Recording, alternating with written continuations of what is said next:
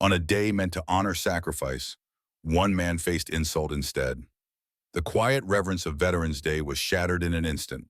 Gunnery Sergeant Marcus "Gunny" Thorne, 73 years old and a decorated Marine Corps veteran, stood in his full-dress blues, perfectly pressed, medals gleaming, as the guest of honor at a small wreath-laying ceremony in a city park. With his hands clasped behind his back and posture still ramrod straight despite an old limp, Gunny was the embodiment of dignity and tradition. But as the final notes of taps faded into the November air, a figure emerged from a distant group of protesters who had gathered in opposition to recent military actions. This man, young, agitated, and dressed in black, broke through the crowd and stormed toward the memorial. "Your uniform is a symbol of hate," he shouted. Before anyone could react, he hurled a can of red paint directly at Gunny's chest.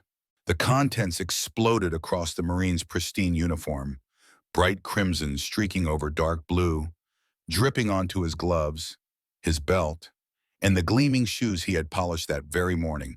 Gasps rippled through the crowd. The mayor flinched. Veterans in attendance froze in fury and disbelief. Yet Gunny didn't move. He didn't curse or stumble back. He didn't wipe the paint away. He simply stood there, still at attention, closing his eyes for a brief, solemn second as the cold liquid soaked into his uniform. To Gunny, that paint wasn't just a stain. It was a slap to every value he'd defended across decades of service. He hadn't worn his dress blues that day to seek praise. He wore them for the men who couldn't be there, for the fallen brothers he still honored. The attack was personal, yes, but more than that, it was symbolic. And as the red paint slowly dripped to the polished stone below, one thing became painfully clear. Disrespect, even when thrown by a single hand, could not go unanswered. Still standing at attention with red paint dripping from his dress and blues, Gunnery Sergeant Marcus "Gunny" Thorne took a steady breath. He looked neither shaken nor enraged, but inside a fire had been lit. Around him, murmurs turned to gasps, and the once honorable Veterans Day ceremony dissolved into chaos. The mayor, visibly shaken, stumbled over words of apology. Local police subdued the protester, smirking, self-satisfied, and escorted him to the edge of the crowd. Other veterans clenched their fists in silent fury. Gunny, however, didn't move a muscle. He didn't wipe the paint. He didn't flinch. He stood for something bigger than outrage. Beneath the polished leather belt of his ruined ceremonial uniform, his hands worked with quiet purpose. From a hidden inner pocket, he retrieved a weathered flip phone, a device he kept only for one reason. It wasn't his everyday phone. It wasn't meant for convenience. It was meant for command, meant for crisis.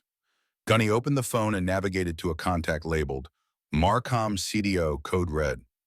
This wasn't for a complaint. It wasn't for media. It was for when honor had been desecrated and the Corps had to know. And the Corps always answered. He pressed and dial.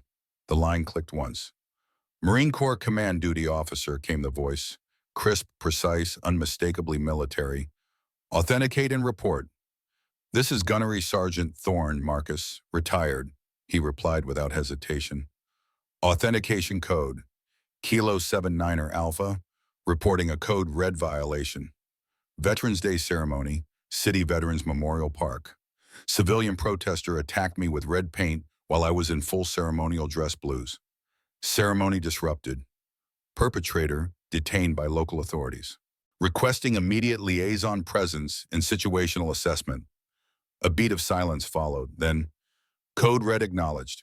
Expeditionary forces in the region are en route. Current drill deployment 10 miles from your position. ETA under 10 minutes. Maintain discipline and hold position." "Roger that," Gunny said, his voice low and even.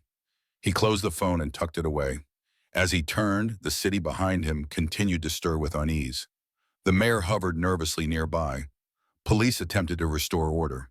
The remaining protesters grew quieter, sensing a change in the air. Gunny scanned their faces, some defiant, some confused. It didn't matter. The protester who'd thrown the paint was now sitting handcuffed, clearly unrepentant. But Gunny's focus wasn't revenge. His purpose was the principle. The paint on his uniform wasn't just paint. It was an attack on every Marine who'd ever worn those blues and bled for what they represented. And now it was the Marine Corps' turn to respond. Gunny straightened his stance again. His jacket stuck stiff with the cooling paint. His gloves stained crimson. He didn't feel shame, he didn't even feel anger. He felt resolve. He had made the kind of call that brought the weight of something greater than a single man. A soft, rhythmic thump began to hum in the distance. Then it grew louder. Boots, engines, blades cutting air. The Corps was coming, and when they arrived, the world would remember that Marines don't tolerate disrespect, especially not on sacred ground, and never in silence. The first sign wasn't sound, it was silence. Whoa. A heavy, anticipatory stillness settled over Veterans Memorial Park. The usual city noises faded as if the world paused to listen. Then it began, a low, rhythmic thumping in the distance. It grew louder with every passing second. Heads turned, eyes searched the skyline, and then they appeared. Two AH-1Z Viper helicopters came into view, skimming low between buildings with surgical precision. Their rotors sliced the November air like thunder, circling the park in tight formation before peeling off into overwatch positions. Almost immediately after, the deep rumble of engines echoed from all surrounding streets. Not police sirens, not news vans. This was something else entirely. From every major artery feeding into the city block, military vehicles surged forward. Humvees, armored MTVs, and a pair of MPRAPs rolled toward the park with practiced coordination. These were not ceremonial escorts. These were fully operational Marine Corps vehicles, part of the 26th Marine Expeditionary Unit, coincidentally conducting urban readiness drills less than 15 miles away. Their arrival was not symbolic, it was tactical. Within 90 seconds, a complete perimeter was established. Marines in full combat utilities disembarked, forming a disciplined, immovable wall around the memorial. Their rifles remained pointed downward, but their presence was unmistakable. Absolute control. No words were shouted, no threats were issued. The response didn't need noise. It spoke for itself.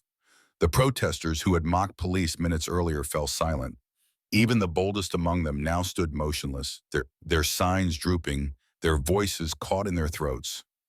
Local law enforcement backed away respectfully, dwarfed both in numbers and in gravity. A Marine captain approached the police commander with firm courtesy.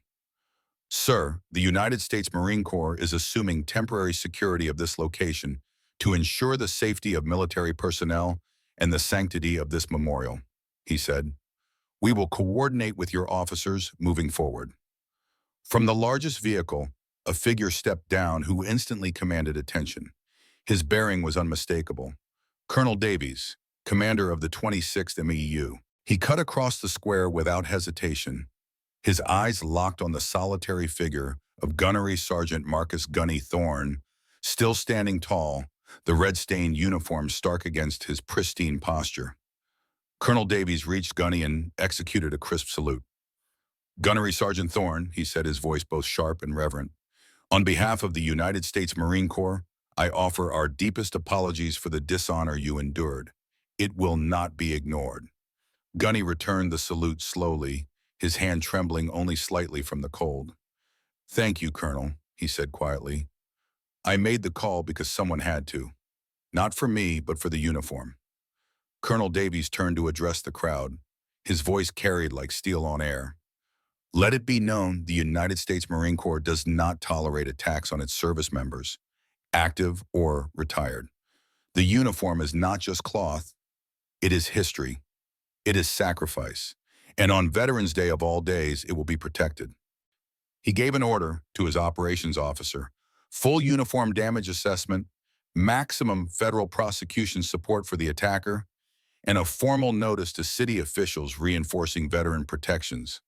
Marines at the edge of the cordon ensured the detained protester was handed over for felony-level charges, including hate crime enhancements. The mayor approached, shaken. "Colonel, he began, but Davies raised a hand. "Mr. Mayor, we respect the right to peaceful protest, but this was not protest. This was assault on a symbol of national sacrifice, and I assure you it will not happen again, not while the Corps stands watch." By the end of the hour, Gunny was escorted by a Marine honor guard to a clean, secure vehicle.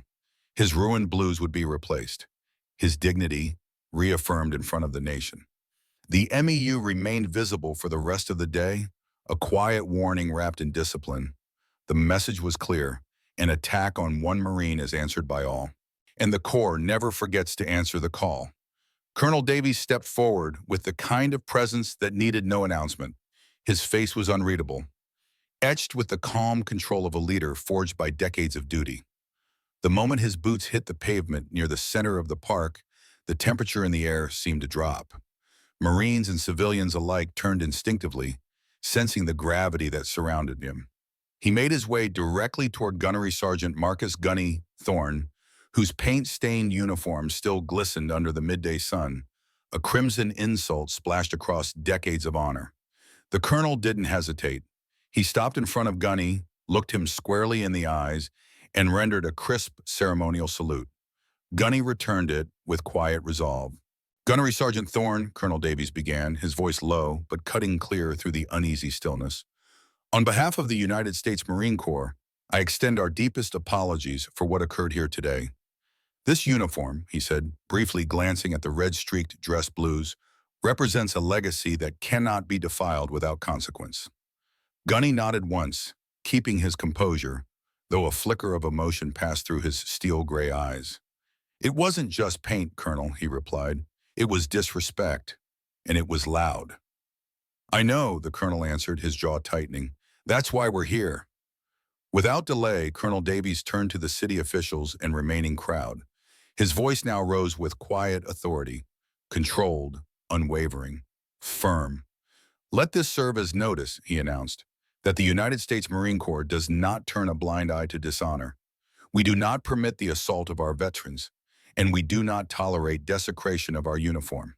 A few yards away, the protester, now handcuffed and sitting against the hood of a police cruiser, watched nervously as Marines took statements, recorded video evidence, and coordinated with law enforcement.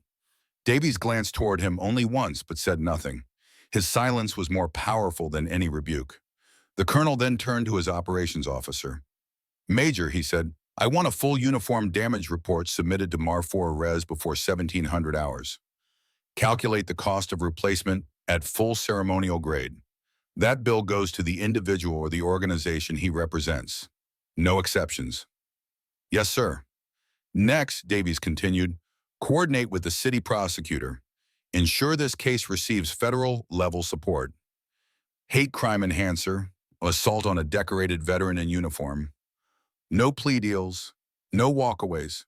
He shifted his focus to the mayor, who stood visibly shaken. "Mr. Mayor, while we respect civil liberties, this city has a responsibility to protect its veterans, especially during designated commemorative events. The failure to prevent this assault falls on both civil and municipal oversight. The Marine Corps will maintain a protective presence at all Veterans Day activities for the remainder of the day." The mayor nodded wordlessly, overwhelmed and pale. Davies wasn't finished. "Inform City Hall that the Marine Corps expects an official public apology issued within 24 hours. Not for me, not for the Corps, for him," he said, gesturing toward Gunny, "and for every veteran who ever wore this uniform." The onlookers, civilians, veterans, and even local law enforcement, stood stunned by the sheer directness of it all. Colonel Davies was not yelling. He didn't need to. His words landed with weight because they came from a place of conviction, responsibility, and unshakable loyalty to his Marines. One of the younger Marines approached with a garment bag in hand. "Colonel, the replacement uniform just arrived from the base," he said. Davies took it and handed it personally to Gunny. "It's not the same as the one you wore today, but it's been tailored to your last recorded measurements. From our quartermaster, with respect." Gunny accepted it, his voice tight with emotion. "Thank you, sir. I never expected this." "Gunny," Davies said firmly, "you didn't have to. That's the point." The colonel gave one last, sweeping glance across the park. The red paint on the ground, the stunned protester, the humbled officials, and then nodded to his Marines. "Maintain overwatch.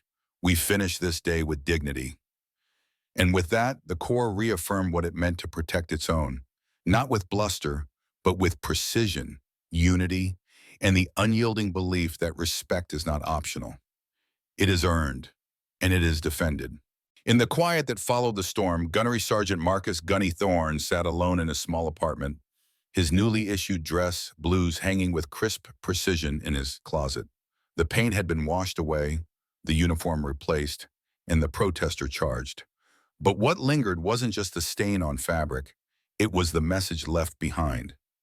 That day at the memorial had revealed more than a moment of disrespect.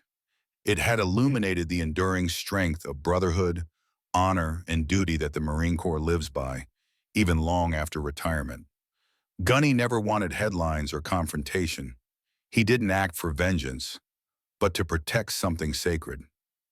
His quiet dignity, even under public attack, reminded the world that veterans carry more than medals. They carry memories, sacrifice, and stories that demand respect. And when that respect is threatened, they don't stand alone. The Marine response wasn't just military, it was moral. It said loud and clear, "We do not forget our own." In a world where disrespect can be loud and thoughtless, let us be louder in gratitude and honor. One man in uniform may stand alone, but behind him are generations of courage, and a nation that must never take that for granted. If this story moved you, if you believe that a uniform is more than cloth, and that respect for service should never be negotiable, leave a comment below with the word honor. Share your thoughts, your stories, or a simple thank you to those who've served. And please subscribe to our channel for more powerful stories that remind us what truly matters: courage, sacrifice, and the bonds that hold us together. Let's honor the legacy, one story at a time.